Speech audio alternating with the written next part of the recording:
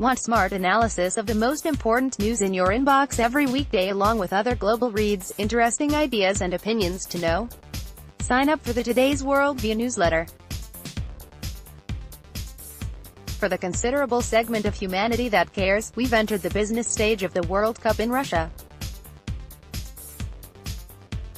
8 out of 32 national teams are left standing to contend for soccer's greatest prize. Anybody who's paying attention will tell you that the 2018 tournament has been full of remarkable surprises, with numerous giants of the game, including Germany, Spain, Argentina and Portugal, bowing out early, and a number of unlikely sides, including host country Russia, reaching the quarter-finals.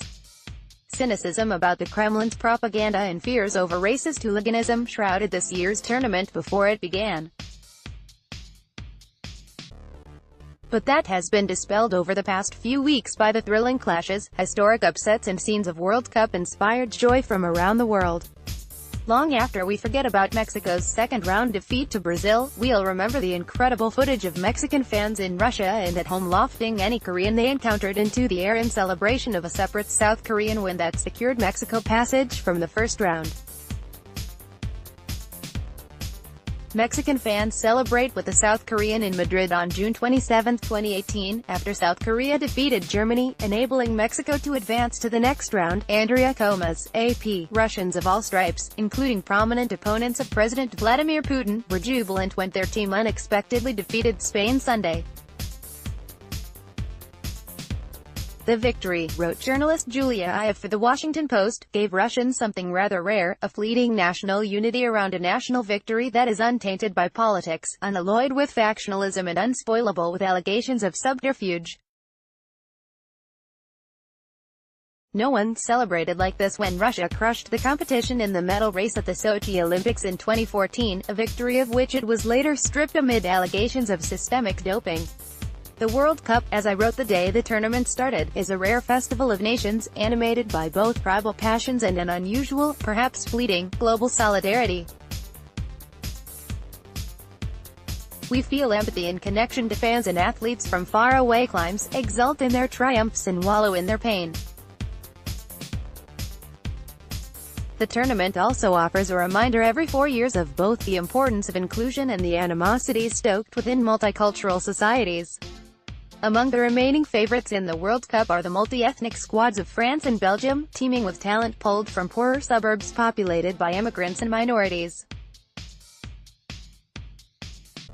When France won the World Cup in 1998, led by a cast of stars with origins in former colonies, their success was hailed as a defining moment for an increasingly diverse nation. But there is a darker side to the equation. Subsequent failures by the French team saw far-right politicians harp on the supposed lack of patriotism of non-white players. The same dynamic is now playing out in Germany. The national team's reinvention over the past decade and a half is in no small part thanks to an influx of immigrant youth schooled in the country's industrial heartlands. But when the defending World Cup champions made an ignominious exit in the first round last week, the scapegoats were immediately obvious. The loyalties of Mesut Özil and İlkay Gündoğan, two German-born players of Turkish origin, were called into question after the players had a brief meeting in May with Turkish President Recep Tayyip Erdoğan. German soccer players İlkay Gündoğan, left, and Mesut Özil met with Turkish President Recep Tayyip Erdoğan in London on May 13. Kaan Özer, Turkish Presidential Press Office, AFP, I see him as an example of how integration has failed, Oliver Multisch of Germany's far-right AfD party told HuffPost, referring to Özil. Germanis could have helped shape his personality, but he never learned much about it. In the same conversation, Multisch gestured to another soccer player, Sami Khedira, as an improvement because he was only half Tunisian. Germany's only win during the tournament came against Sweden after a mistake made by Swedish player Jimmy Durmaz, who is from the country's considerable community of Assyrian immigrants. After the defeat, he was bombarded with racist social media comments, labeling him a darky, bloody Arab, Taliban, and terrorist. With his teammates rallying around him the next day, he issued a statement, "I am Swedish and I am proud to represent the Swedish national team. It is the biggest thing you can do as a footballer," he said. "I will never let any racists destroy my pride." His compatriots joined with him and shouted, "F racism," in a stirring, if blunt, show of unity.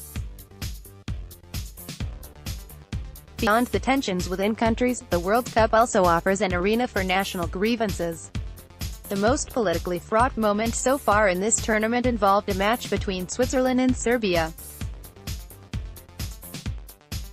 On paper, that doesn't look like a particularly loaded encounter, but the Swiss team is in part a construct of the Balkan Wars. Granit Xhaka and Xherdan Shaqiri, two of the top Swiss players, are the descendants of ethnic Albanian refugees from Kosovo. Xhaka's father served time as a political prisoner in then Yugoslavia in the 1980s. Shaqiri has the flag of independent Kosovo stitched onto his cleats. Political and economic instability, beginning in the 1990s, led to high rates of emigration. Close to 20% of Albania's population left the country, and many headed to Switzerland, Germany and other destinations, including the United States. Hundreds of thousands of ethnic Albanians fled Kosovo in 1999 to escape ethnic conflict, followed by subsequent waves of emigrants seeking to escape poverty, wrote Ani Kokobobo for the Post's Monkey Cage blog. Against Serbia, Xhaka, Shaqiri, and a number of other ethnically Albanian players were mercilessly heckled by Serbian fans. And then, when they scored vital equalizing and winning goals, they both crossed their hands in the symbol of the Albanian double eagle, a potent nationalist gesture.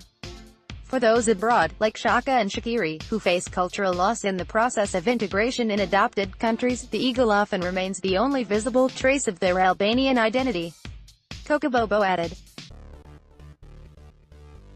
Granit Xhaka, left, and Xherdan Shaqiri used their hands to form the emblem of the Albanian double eagle as a means of taunting Serbian players during the match between Switzerland and Serbia in Kaliningrad, Russia, on June 22.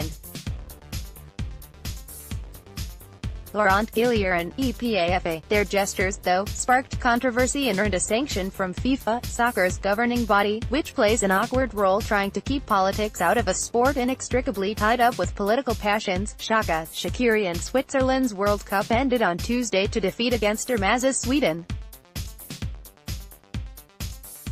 But the Swiss victory against Serbia saw streets in Pristina, Kosovo's capital, fill with cheering fans, celebrating a result that was simultaneously not theirs but also especially theirs.